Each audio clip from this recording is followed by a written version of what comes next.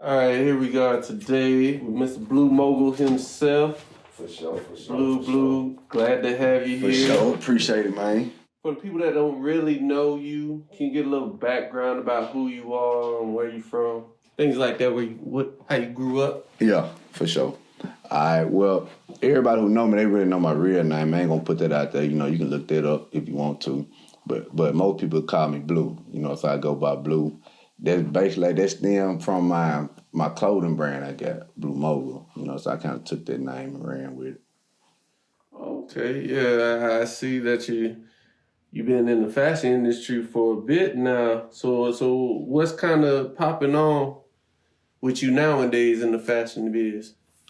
Well, now I still got the Bleu Mogul clothing brand. I'm really working on branching it out to like reaching the masses. You know, so I'm kind of babying it right now. I ain't just putting it out there like I really want to, because when I really put it out there, I want to get big. But in the meantime, me and my partner, you know what I'm saying, we opened up a store in Mississippi at Metro Center Mall, and a store called Flagship Official, and they got all my brands up in there. So if y'all want to go check it out, That's in Jackson. that's in Jackson for sure. That's in Jackson. Okay.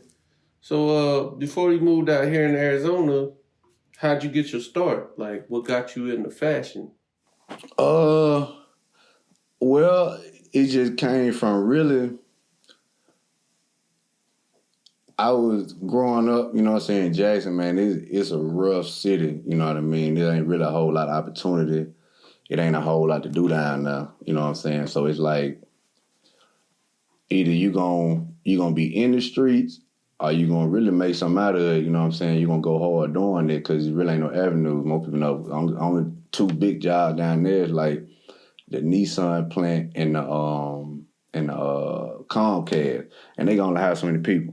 You know what I mean? So if you ain't really falling up in that category with them 500 people, everybody else left out, really for the most part, unless you got like a professional degree. So I already knew at a young age, I was like, well, I got to do something. So I was going to do the college route, but then I went to through high school and, dibbled and dabbled and did my thing and kind of went away from like the college route. So when I did that, I graduated high school, but I ain't graduated college. You know, I did like about 3-4 years up there, but then situation happened and I wasn't up there no more. So started working at like the Nissan plant, like I was just saying. And then working at the Nissan plant, you know, I had a partner, you know what I'm saying, my partner Mojo, shout out to Mojo.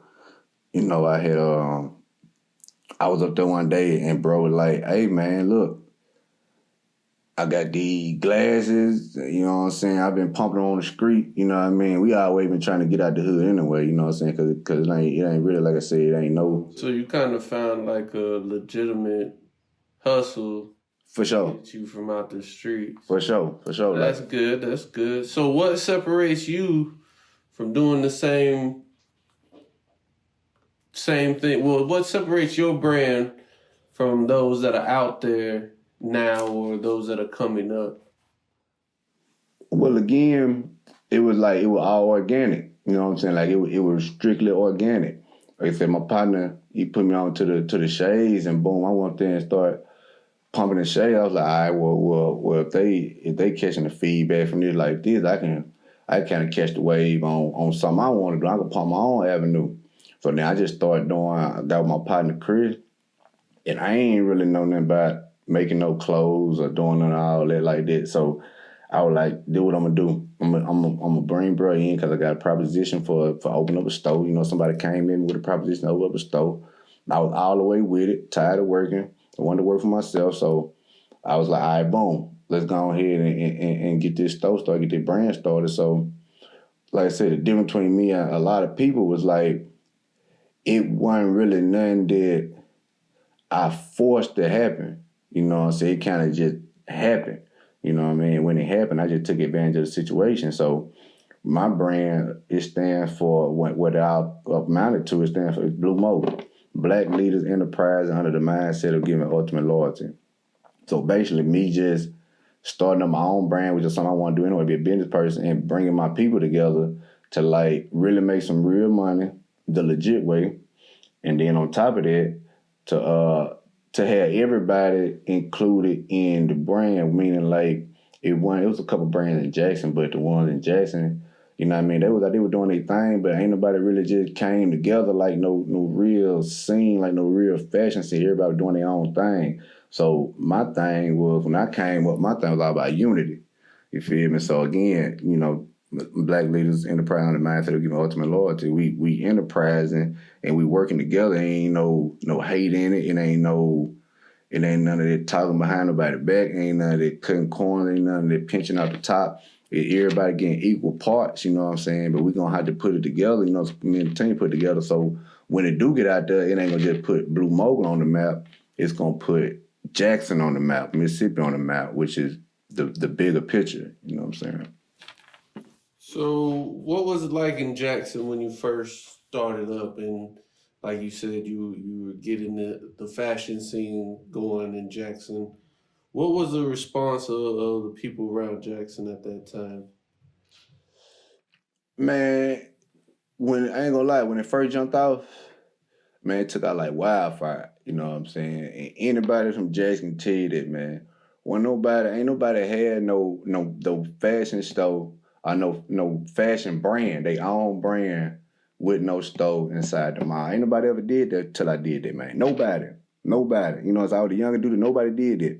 You feel me? So it was like I kind of set the stage. You know, don't get me wrong, I ain't taking away from nobody who was already doing their thing, who before me and woo de woo, because I linked up with a lot of people. You know what I'm saying? One in particular, you know what I'm saying, it really helped me kind of finesse the way I need to do things. He helped me out with a lot of stuff I had to do. You know what I'm saying? But again, when I came along, people was just on the cool. They were doing stuff out their house. You know what I'm saying? They were doing stuff out their trunk. Everybody was really, you know what I'm saying, like trapping clothes. They weren't really like trying to put it out there on mainstream, do a real business with it, put it out there where people could see like, okay, for sure, these boys legit, they serious about what they got going on. Let's do that. So when I came along, they'll tell you, man, they want to know, even in the club, man, just like the city. When nobody doing no parties at the club, no fashion parties, no if you buy this shirt, you get $5 off the door. You know what I'm saying? Just really supporting the brands in the city. It wasn't no brand support. It wasn't really like no support for no brands. And really till my brand came out and them facts. So you would say in Jackson, besides, I guess you would say the corporate chains, you were the first small enterprise brand that opened up your own boutique or store to display more of your pieces, I guess you would say. I ain't gonna say that on the commercial side, again, I was the first like just brand to do it like that. But there was a couple of people that opened up stores. They were mostly females. There wasn't no guys to open up no store. But even with the female side, it was boutiques. They selling like little dresses, some of the club wear, you know, little heels and whatnot, woo-de-woo, something you just, you know what I'm saying, getting, I ain't knocking they hustle, you know what I'm saying? Shout out to the women, cause hey, y'all doing the strong way. But they had already been doing that, you know what I'm saying? They had the store, but when nobody, like on the brand side, making their own brand organically from scratch, putting it together, getting a store, selling out the store the legit way, that wasn't happening. When nobody doing that. So I was one of the first to do it like that. I was the first one to do it like that. So since you started up, what would you say has been the most successful part of your business adventure? The most successful part of my business adventure had to be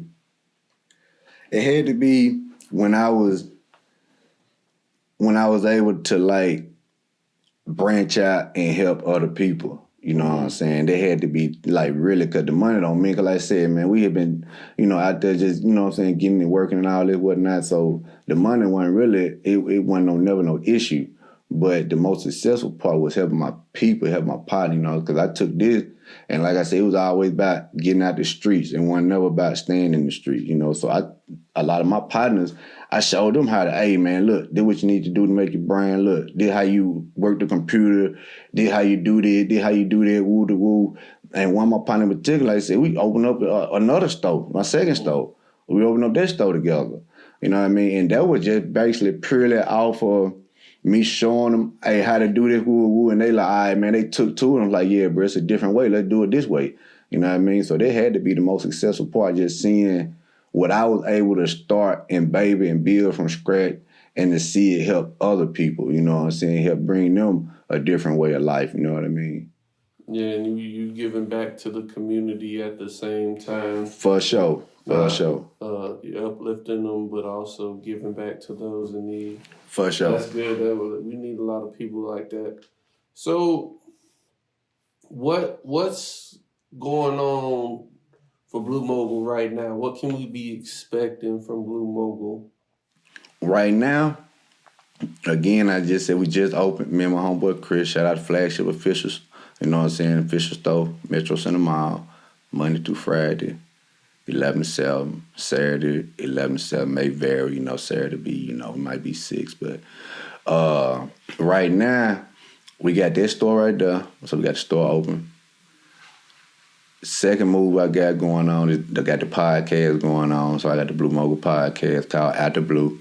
Y'all check it out, subscribe. You know what I mean? It's gonna have. I'm gonna just feasibly bi-weekly videos. You know what I'm saying? But I want to drop them weekly. We're gonna see how that go. But I got that coming out. A lot of good positive information. Again, like I said, the successful part of my business. We're helping people out. So I'm gonna show people how to do certain things, the right way to do certain avenues. You know what I'm saying? The right way to just take what you're passionate about and turn it into income. And thirdly, I got something else I'm working on too with Bleu Mogul, but we ain't gonna speak on it right now because it's in the works though. Well, it's coming soon. When it get to that point, we're gonna let you know.